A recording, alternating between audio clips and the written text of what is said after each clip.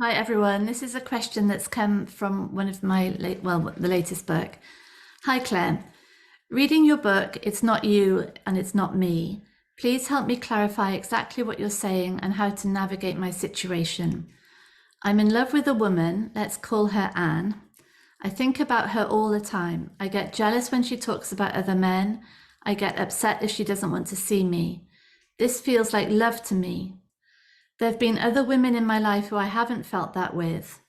Are you saying the relationship with Anne is a play out of trauma and it's not a play out with other women? How can that be? And what does it mean to be in love then, if it's not to want to be with the other person all the time?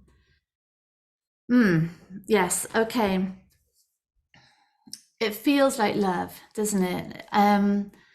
And we're told in songs and novels and films that this sort of dependent love, this sort of all encompassing, mind blowing obsession, really, with the other person is true love.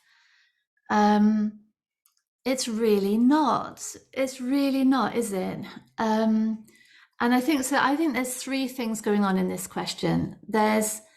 Um, there's this sort of obsession with Anne, um, which is really like it. So it's a mind that is sort of lost in thoughts about this person. There isn't really perspective. There isn't really space. It's just a mind that is locked in to this obsessive thinking. There's a roller coaster of emotion, upset when this person talks about other people, and there's this sort of and happiness when this person wants to do something that doesn't include us. And the mind is saying, wow, I'm in love, this is true love. It's not love. No, really, there is something in this relationship, there's something in this person that means that it looks like our stability is tied into them.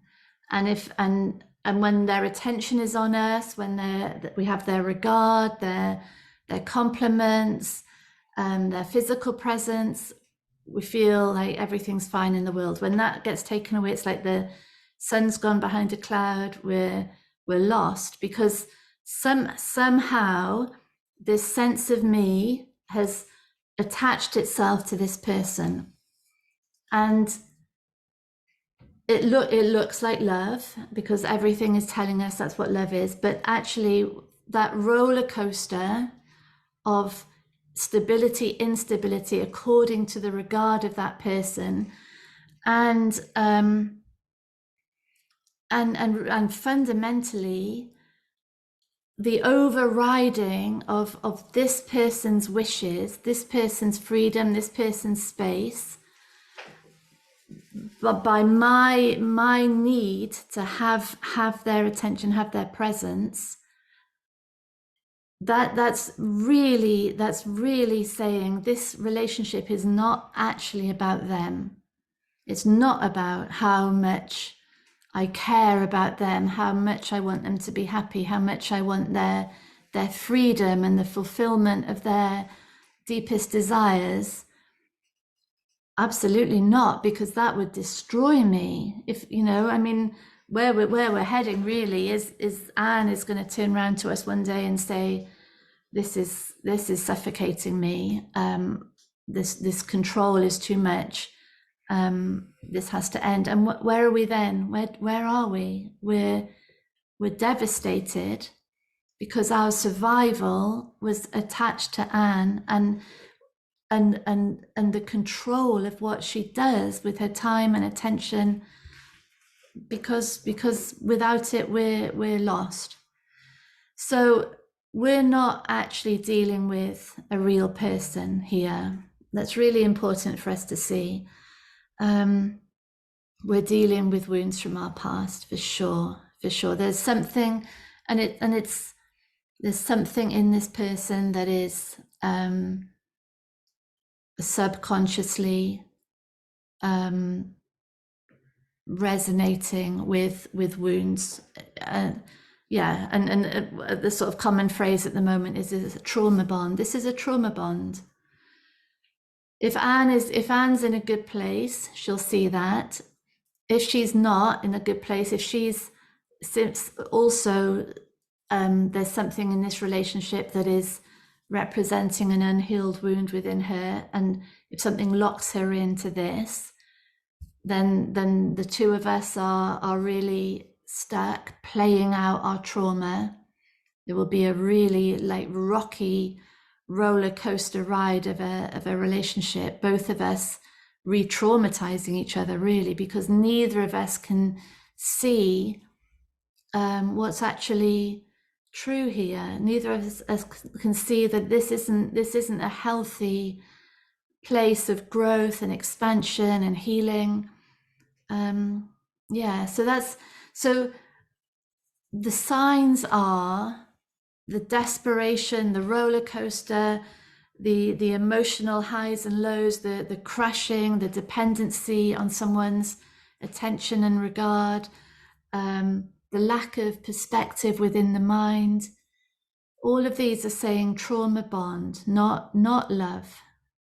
Love, and this is like our second thing, love is deep, deep, deep caring for that person and real presence to that person, real listening, understanding, tuning in to what that person wants, supporting them in making it happen. A delight, yeah, absolute delight in their presence, in their physicality, in the way they speak, the way they move, but our sense of self isn't tied into it. When the sense of self is locked into another person, really it's only about me. It's not about that person. So I would say real love, like this sort of amazing space, whether it's romantic love or parental friendship, whatever it is, it's very spacious, and it's like deep appreciation of that other person without the life and death of me tied into it. Because when that's going on, it's only about me. It's not about the other person. And then there's these other people that we just don't have that with. And I think this is interesting as well, because really, I think our true sanity is that we are love. So really, what we are is love, and any being that comes into that space is loved. It just might be that there's a greater joy with some people than others, like this sort of click of chemistry and humor and interest, and there's a sort of excitement of that sort of meeting of a sort of alchemic combination. And I think though it's just awesome, isn't it? It's awesome when that happens, and it's really our all relationships are mirrors back onto the conditioning, onto what freedom is there, onto what trauma is playing out in a form of survival. And I think those relationships, when there's just this absolute understanding of ourselves as pure love, and just this marvel of that other person, just absolute appreciation of all the ways of them, without anything depending on that,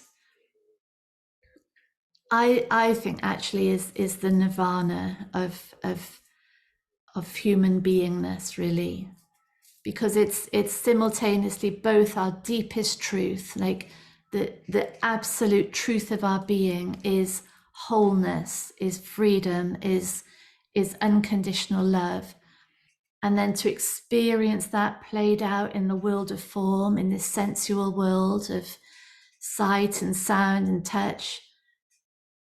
That's like the ultimate expression of life in sensory form, of truth, experiencing a world of limitation, yes, but a world that is in its limitation getting as close as possible to the truth of what we are. So thank you for that question, Angel.